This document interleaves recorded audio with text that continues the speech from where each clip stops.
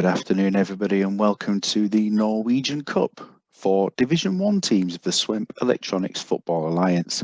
We just have one game today. It's a special version of the programme, and with a special requires a special kind of person.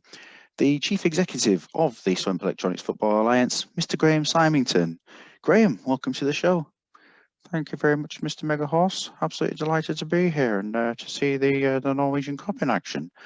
Now, you can see here we've got the match between Tato Mourinho and his Badgers side up against Mo, Farah, Johnston, Molam, all the stars really. How do you reckon that they're going to get on today?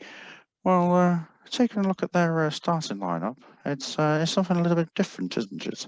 We've got Manninger called in, recalled to the team today. We've got the loosest term of a back three going on here with Dave Barnett captaining the side in the middle and Finnan and Duff playing out wide, but pretty much ending up as wingers. Yeah. Do you feel that they've got enough of what it takes today to beat them? Yes. I think they've got a bit of crunch in the midfield with Simon Rusk coming into the team and the three-pronged attack. Whether David Collins would have played if he was a bit fitter, I'm not too sure. But yeah, they should have enough. Yeah, if we just have a quick look at the opposition that we're playing against today, in terms of star players in the squad there, we've got Frode Hauger. Is he going to cause any problems? Well, quite frankly, no. And then, of course, the goalkeeper there, Tor Andre Olsen, at 38, a veteran player. Says so far he's been having a fairly decent season. Yes, it's pretty subjective, though, isn't it? He's good for his level. And Torstein Vasdal as the other star player in the squad. He also has Torgeir Vasdal there, his younger brother, by the look of it in the squad there. So we'll go straight into the game and get started, and hopefully for Tato Mourinho, we won't be losing a team in day one of the cup before the other 13 teams all enter tomorrow and play their separate games. Magna Tossa, the referee. Yes, let's hope he doesn't live up to his name. Yeah, we're going to hope for a good, clean game. We're going to watch it from the view of the Badgers as they're our team in here. We're all rooting for the Badgers to get to become the first team through to the next round, and we kick off. And immediately in the attack, Somerville's had a chance to force a corner, and already the Badgers very much on top. Yes, I can expect them to get something from this. But Stephen McPhee's just putting too many off target regularly. A chance for Mo. They've almost scored there. They're certainly coming back into the game, and Clausen stripped somebody, and Mo have taken the game back to the Badgers, and through the Badgers come Tony Sullivan and Cameron. Oh yes, David Cameron, the former Prime Minister, with the opening goal. And they've had a chance again, and another one just wide, and McPhee again. He's having plenty of chances, isn't he? Yes, he's doing. Oh, it's an own goal. It's an own goal for 2-0, and they're very, very clearly in front now and can only go further from this. Coming towards the half-time whistle, Mo trying to get back into it, but Tony Sullivan makes it 3-0, and this is going to turn into some form of walkover, I think, and it'll be interesting to hear what we've got at half-time as it just seems like the score's just going to get bigger and bigger. Here we are at half-time. A solid first half from them, isn't it? It's definitely got the potential for more goals. Yes, but they'll be slightly concerned that Mo have had 4 chances and all of them on targets, and it's only one less than the Badgers have had. But McPhee, I would say McPhee's been fairly wasteful. You see the action areas, and the ball at 50%.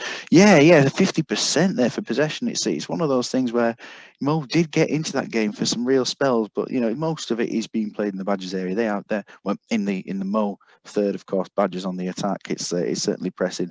Mo as a team, there's nothing standout for them. You can see that they've gone for the 2 Vastals in their team. And Tosser's had nothing to do as a referee so far, really. Looking into the performance here, Sullivan, Cameron, Duff, and who else have we got here? Somerville, Manninger, all performing well. The others just doing what they need to do. Yes, I think in the early rounds of the cup, doing what you need to do and to rotate your players a little bit is quite important. So you can see the benefits of Simon Rusk coming into the team today. Yeah, absolutely. We'll head into the second half and see if they can just continue this as we go. And they're straight away on the attack, and they've had a couple of chances. And Duff's heavily involved in the attacks from his right wing position on the fullbacks. Yeah, is the best way to describe it, isn't it? Yes, I think you find it's certainly a much more attacking position. McPhee with another chance. He had 4 chances, 2 on target. He's just not quite living up to it. Another attack comes on, and David Cameron hits the crossbar. 25 minutes to go. There's still 3-0. Very comfortable. Ooh, a chance for Mo there. As soon as I say comfortable, commentator's curse striking again. Yeah, sometimes it's best just not to speak. And yep, 4-0 as Tony Sullivan comes in and he's doing a cracking job there. 4-0, but Mo have pulled one back with just a few minutes left. I don't think it's going to cause any panic, but 4-1. Sullivan went for a lob then, and more chances coming in. McPhee's had another one on target. And with a few minutes left, will they get a 5th goal, or are they just going to be happy to hold out? They hold out for a routine victory against a team like this.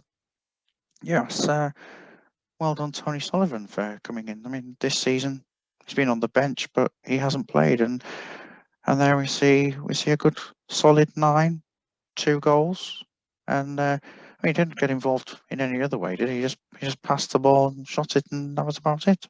Yeah, quite surprised to see him not actually attempting any tackles or headers whatsoever. But maybe up in that role, he probably didn't have a lot to do. They might be a little bit concerned with Somerville and Rusk, just a little bit off condition. But whether they'll be in the team next game. I mean, if Sullivan has played 3 times, but Somerville's played 3 times, but Sullivan might be the one who comes in and makes a difference. You can't argue with what Tato's done this season anyway, with his tactics and what he's done. No, that's certainly the beauty of it. I mean, look at the second half and the amount of shots that they've had. Yeah. Sorry, I didn't get to this quite quick enough, did I? Really? Yeah.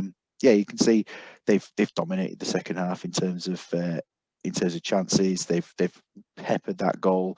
They've taken the action areas, but the possession shows that Mo had the ball a little bit. Let's take a little look at the goals. So the opening goal, the ball came in from Duff, and Cameron to Duff, and Duff back to Cameron, and Cameron scores. So yeah, some good teamwork between the two there. The own goal, a shot from McPhee, bouncing in off Hoff. The dubious goals panel have given it as well. You never know; they might review it and give the goal to McPhee, but unlikely with his shooting accuracy this season. So Cameron's played it forward, loose ball, and Sullivan's got in on the end of that one for the goal just before half time. In the second half, the other goal there. So Finnan with the ball, a bit of a loose one, and Sullivan has scored again. He's, as it says there, an impressive debut, and it certainly was. Rusk taking a yellow card, and then the goal here with lots of some great dribbling there from Hoff. But unfortunately, he's been cleared from his cross, and then Flerness has gone on to the end of that one and scored the goal to make it 4-1, and they played out the end of the game pretty well. Mo, one player with any sort of decent performance, and the rest of them just blown apart by a much better team. Yes, it's comfortable, isn't it? It's just what they need to do, and they become one of the first 3 sides into the next round with Darla and Lev Ham. And yeah. I mean, we do love Ham, and hopefully they'll give us a meaty performance in the next round, maybe against one of the teams in our division. Yes, it's quite possible, isn't it? It's great to have the Norwegian teams mixed in with these teams, and a bit of an open cup, and long may it continue. Well, yes, thank you very much, Graham, for your comments on this game. Oh, it's a pleasure. Any time. It's nice to be invited onto something that's a strange but interesting idea. Yeah, thank you. Anytime, yeah, it'd be great to have you back on later in the season, maybe for some of these shorter shows. But to everyone who's been watching there, you can see that Badgers comfortably through to the next round, and the fixtures for tomorrow show 13 different matches for the Division 1 teams. We've got lots of them at home. Flamingos at home in their match against Fossum. Going over here, almost drawn together, Phoenix and Imaginary Madrid, but it does look pretty seeded, doesn't it, the competition? Although there is an all Division 1 match there. Hull's a difficult task up against Raufoss, Fortuna at Sandefjord, and then down towards the bottom. This game has been stored for the bottom of the list with the Wanderers of Wolverhampton. So we'll see you again on Tuesday night for the rest of these games. It promises to be a mammoth task to get through those games. We'll keep the coverage fairly short. Thank you very much to everyone, and goodbye.